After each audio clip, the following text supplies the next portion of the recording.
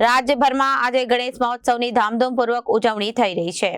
ગણેશ વિસર્જનનો આ જે દિવસ છે, અમદાવાદ, સુરત, વડોદરા, રાજકોટ અને ગાંધીનગર સહિત શહેરોમાં વિસર્જન માટે કૃત્રિમ કુંડની વ્યવસ્થા કરવામાં આવી છે। આ સ્થળોએ લાઇટ સુરક્ષા અને ફાયર બ્રિગેડ જેવી તમામ જરૂરી સુવિધાઓ ગોઠવવામાં આવી છે। જોકે વિસર્જનના કારણે સુરત જેવા કેટલાક શહેરોમાં સિટી અને બીઆરટીએસ રૂટમાં ફેરફાર કરવામાં આવ્યો છે। આજે ગણેશ વિસર્જનનો દિવસ છે। અમદાવાદ, સુરત, વડોદરા, રાજકોટ અને ગાંધીનગરના સહિતના શહેરોમાં વિસર્જન માટે કૃત્રિમ કુંડની વ્યવસ્થા કરવામાં આવી છે। આ સ્થળોએ લાઇટ સુરક્ષા અને ફાયર બ્રિગેડ જેવી તમામ જરૂરી સુવિધાઓ ગોઠવવામાં આવી છે।